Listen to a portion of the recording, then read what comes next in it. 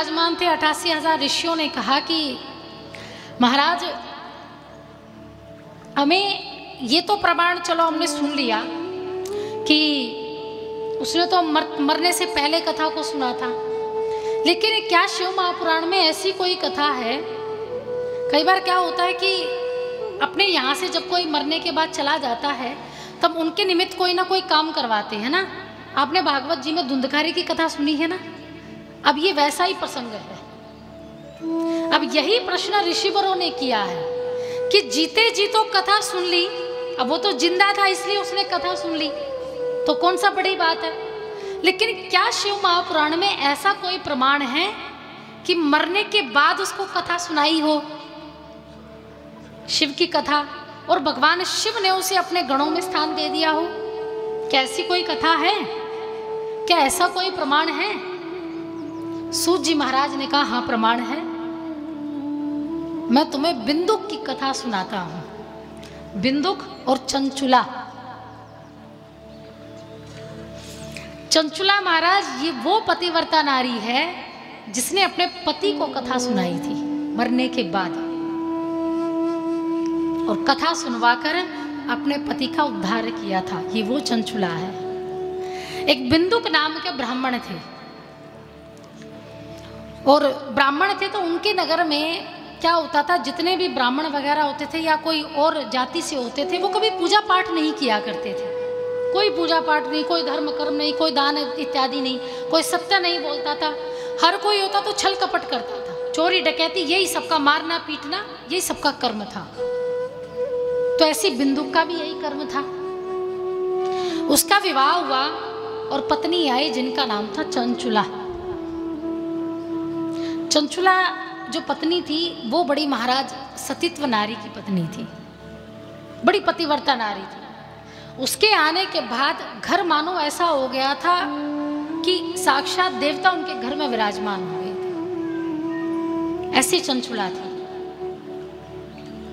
एक बार बिंदुक आखेट खेलने के लिए जंगल में गया और वहीं पर एक वैश्या को किसी दूसरे पराये पुरुष के साथ देख लिया रथ होते हुए।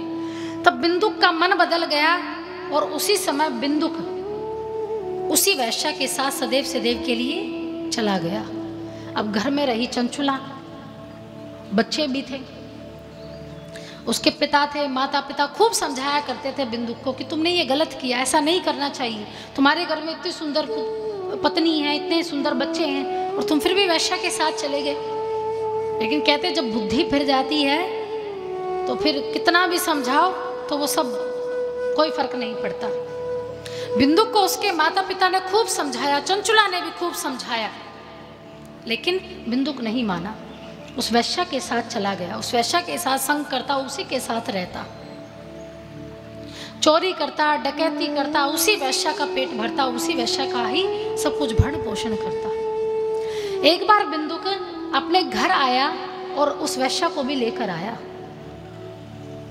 चंचुला जैसे अपने पति को देखती तो बड़ी प्रसन्न हो जाती, लेकिन साथ में देखा तो वैश्या भी है। बिंदुक ने कहा कि आज से यह वैश्या तुम्हारे साथ ही रहेगी। चंचुला ने कहा कि अगर या तो ये रहेगी या मैं रहूंगी। अब महाराज वैश्या, अब एक पति के साथ तो गुजारा नहीं होता, वैश्या को तो न जाने कितने पति होते हैं। अब जबरदस्ती बिंदुक ने उस वैश्या और चंचुला दोनों को एक ही घर में रखा। बिंदुक उस वैश्या से संग करता और वैश्या किसी और के साथ रत हो गई। अब ऐसे ऐसे जब समय बीतने लगा तो बिंदुक वैश्या के को इतनी आसक्ति हो गई, इतना प्रेम हो गया कि जहां अपनी पत्नी को भूल गया, यानी चंचुला को भूल गया। अब चंचुला महाराज जवान थी, सुंदर थी, तो एक दिन उनके घर एक पुरुष का आगमन हुआ, और जैसे पुरुष का आगमन हुआ तो चंचुला का भी मन बिगड़ गया और चंचुला ने भी उस पुरुष को अपना सब कुछ मान लिया। और जैसे बिंदुक को पता चला कि चंचुला ने किसी पराये पुरुष का संग किया है तो चंचुला को खूब मारा, खूब पीटा कि तुझे लज्जा नहीं आती, तुझे शर्म नहीं आती कि तेरा पति होने के बाद तो किसी और के साथ संबंध बनाती है। चंचुला ने कहा अगर आप मुझसे प्रेम करते तो शायद मैं ऐसा ना करती। अगर आप मुझसे प्रेम करते, मेरा सहयोग करते, तो शायद मैं किसी पराये पुरुष के पास ना जाती। और आप मुझसे कह रहे हैं, ये प्रारंभ तो आपने ही किया था। आप उस वैश्य को लेकर आए, घर में रखा, एक तनिक प्रेम भरी दृष्टि से आपने मुझे नहीं देखा, तो मुझे तो बाहर जाना ही पड़ेगा ना। मेरी जवानी तो ऐसे ही नष्ट हो जाएगी, मैं कहाँ जाऊंगी। तब बिंदुक के मन में एक विचार आया। अब देखो, कुतर्क बुद्धि, जो गलत बुद्धि होती है ना, तो वो भी कहीं ना कहीं उसमें धन कमाने की योजना बना ही लेता है। बिंदुक ने कहा, चंचुला तुम उस पुरुष से प्रेम करती हो? चंचुला ने कहा, अगर आप मुझसे जिस दिन प्रेम करना प्रारंभ कर देंगे, मैं उस व्यक्ति का साथ छोड़ दूंगी। बिंदुक ने कहा, कोई जरूरत नहीं, करो, परंतु एक काम किया करो, संबंध बनाने के में तुम उससे पैसे मांग लिया करो। यानी तुम अपने शरीर को बेचकर पैसे लेकर आओ, और पैसे लेकर आओ तो मुझे दे देना। ये देखो, बिंदुक के मन में कैसी योजना चल रही थी कि अपने पति से ही देह व्यापार करवा दिया। नित्य प्रतिदिन बिंदुक अलग अलग पुरुषों को लेकर आता, अपनी पत्नी के साथ सुलाता, और बदले में खूब सारा धन लेता, खूब सारा धन लेता, और धन लेता और खूब मारता चंचुला को। एक दिन चंचुला बड़ी दुखी हो गई, और दुखी होकर घर से भाग गई। और जब घर से भागी, तो घर से भागकर एक मंदिर में यानी शिवालय में जाकर शरण ली। और वही शिवालय में कथा हो रही थी, और कथा में महाराज जी एक प्रसंग सुना रहे थे। प्रसंग क्या सुना रहे थे? प्रसंग ये सुना रहे थे कि जो भी स्त्री या पुरुष पराये पुरुष का या पराई स्त्री का संग करते हैं, उसे घोर नरक भोगना पड़ता है। और उस नरक में एक तांबे के समान तपता हुआ व्यक्ति आता है और उसका खूब आलिंगन करता है। यानी उसको जो नरक मिलेगा वो इस प्रकार का मिलेगा कि एक अग्नि से जला हुआ व्यक्ति उस स्त्री का या उस पुरुष का आलिंगन करेगा, और उसको खूब कष्ट होगा, उसका शरीर जलने लगेगा। और जैसे ही चंचुला ने सुना, तो चंचुला डर गई कि मैंने भी तो पराये पुरुष का संग किया है, कि मुझे भी नरक भोगना पड़ेगा और मुझे भी ऐसी ही पीड़ा होगी। अब जैसे ही कथा विराम हुई, और कथा विराम हुई तो पंडित जी के पास गई। पंडित से पूछा, महाराज मैं हाथ जोड़कर आपसे एक बात कहना चाहती हूँ, मैं कुछ पूछना चाहती हूँ। ब्राह्मण देवता से पूछा कि पूछो क्या? बोले, महाराज आप जो अभी कथा में सुना रहे थे कि घोर नरक भोगना पड़ता है, क्या ये बात सत्य है? ब्राह्मण ने कहा, देवी ये बात बिल्कुल सत्य है। वेद पुराण कभी मिथ्या नहीं होते। वेद पुराण जो कहते हैं साक्ष्य प्रमाण के साथ कहते हैं। बोले, महाराज मैंने तो पराये पुरुष का संग किया है, तो मैं ऐसा क्या करूं कि मुझे इससे मुक्ति मिल जाए, इस नरक ना जाना पड़े, इससे मुक्ति मिल जाए। तब ब्राह्मण देवता ने कहा, इसका एक ही उपाय है। क्या? कि तुम शिव महापुराण की कथा करवाओ, यानी शिव की कथा करवाओ, इससे तुम्हारा जो ये पाप है इससे तुम्हें मुक्ति मिल जाएगी। अब ब्राह्मण को कहा कि मेरे पास तो कुछ नहीं है देने के लिए, मैं कैसे कथा करवाऊंगी? ब्राह्मण ने कहा, तुम अपने मन का भाव दे सकती हो। बोले, हाँ मैं 7 दिन तक मन का भाव दूंगी।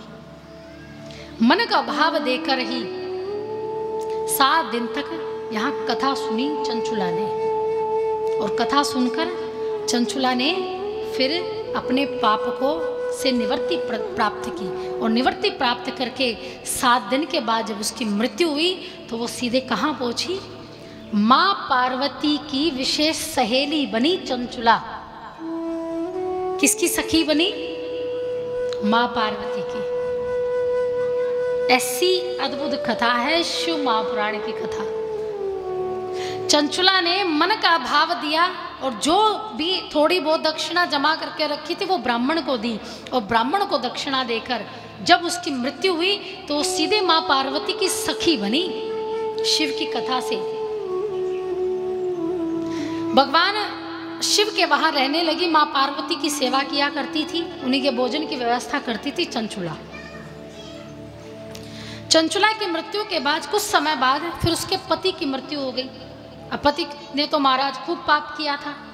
अब पाप किया तो उसे प्रेत योनि मिली। कौन सी योनि मिली? प्रेत योनि मिली। और प्रेत योनि मिली तो प्रेत योनि में ही भटकने लगा। नर्क ने भी उसे स्वीकार नहीं किया, जिसके परिणाम स्वरूप उसको घोर दुख का सामना करना पड़ा। तो एक बार चंचुला ने स्वप्न में देखा कि जो उसका पति है वो बड़े दुख भोग रहा है, बड़े कष्ट भोग रहा है, उसके शरीर को बड़ी पीड़ा हो रही है, क्योंकि प्रेत योनि में पीड़ा होती है, दुख होता है, शरीर को बड़ा दर्द होता है। तो चंचुला जो थी वो माँ पार्वती के पास गई और पार्वती को कहा कि माँ, मैं आपसे आज कुछ कहना चाहती हूँ। माँ पार्वती ने कहा, चंचुला तू तो मेरी सखी है, तू मांग, क्या मांगती है? तेरा जो भी इच्छा है मैं तेरी वो पूरी करूँगी। चंचुला ने कहा, माँ मेरा जो पति है ना उसका नाम बिंदुक है, मैं अपने पति का उद्धार करवाना चाहती हूँ, मैं अपने पति का उद्धार करवाना चाहती हूँ। माँ पार्वती उठ खड़ी हुई। माँ पार्वती ने कहा, चंचुला उस बिंदुक ने, तेरे पति ने तेरे साथ कितना गलत किया, तू अब भी उसी का उद्धार करवाना चाहती है? चंचुला ने कहा, माँ जो होना था सो हो गया, मेरी भी तो कहीं ना कहीं गलती रही होगी, और उसने जो किया अब उसकी मति भ्रष्ट हुई, किसी और के कारण हुई, किसी तीसरे के कारण हुई। लेकिन अब तो माँ आप कुछ ऐसा उपाय बताइए कि मेरे पति हैं जो अपने असली स्वरूप में आ जाए, उनको भी भगवान शिव का धाम मिल जाए। तब माँ पार्वती ने चंचुला को कहा, चंचुला तू धन्य है, तू जैसी नारी बड़ी धन्य है कि तुझे अपनी चिंता नहीं अपने पति की चिंता है। तब माँ पार्वती ने भगवान शिव के विशेष गण को बुलाया और गण को कहा कि विंध्य पर्वत पर जाओ और वहां जाकर बिंदुक को 7 दिन तक शिव महापुराण की कथा सुना कर आओ। तब वही भगवान का शिव का गण और साथ में चंचुला, ये दोनों गए विंध्य पर्वत पर, और वहीं पर ही बिंदुक का प्रेत रहता था। खूब रोता था, महाराज 24 घंटे रोता रहता था और चिंगाड़ मार मार कर रोता था, दहाड़े मार मार कर रोता था। शरीर ऐसा हो गया था कि जगह जगह पर मवाद बन गई थी। मवाद जानते? बिंदुक के जो शरीर है वहां से मवाद की नदियां बह रही थी, क्योंकि पापी था। जहां देखो शरीर से मवाद की जो गंदगी है वो नीचे की ओर गिर रही थी। चंचुला ने जैसे ही अपने पति को देखा तो महाराज खूब जोर जोर से रोने लगी। बिंदुक चंचुला के चरणों में गिर गया और चंचुला को कहा कि मैंने तेरे लिए कितना गलत किया, तुझे खूब मारा, खूब पीटा, तुझे कभी प्रेम नहीं किया। चंचुला मेरे लिए कुछ कर, मैं ना तो मृत्यु को प्राप्त हो रहा हूं, ना मुझे जीवन दान मिल रहा है, और तू ही है जो कुछ कर सकती है। चंचुला ने कहा, नाथ आप चिंता मत कीजिए, मैं 7 दिन तक अब आप यहाँ विराजिए और इसी विंध्य पर्वत पर सप्ताह परायण श्री शिव महापुराण कथा सुनिए, और निश्चित है कि आपको इस प्रेत योनि से मुक्ति मिल जाएगी। तब चंचुला और जो भगवान का गण आया था उसने बिंदुक को बिठाया और बिंदुक को बिठाकर 7 दिन तक शिव महापुराण की कथा सुनाई।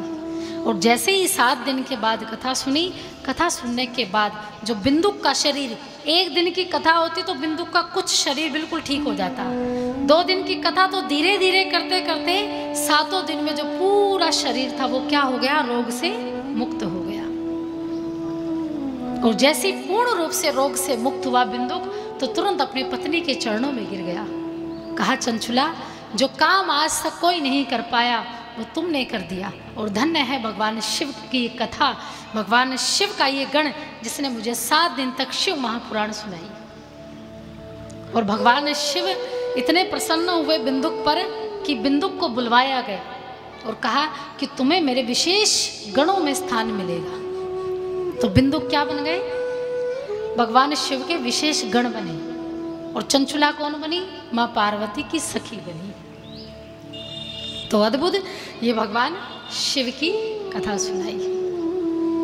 तो जो भी भगवान शिव की ये कथा सुनता है वो फिर क्या हो जाता है, भगवान शिव के विशेष भक्तों में उसकी सूची होती है, भगवान शिव के विशेष भक्तों में उसकी गणना होती है, तो उसे शिव धाम मिलता है।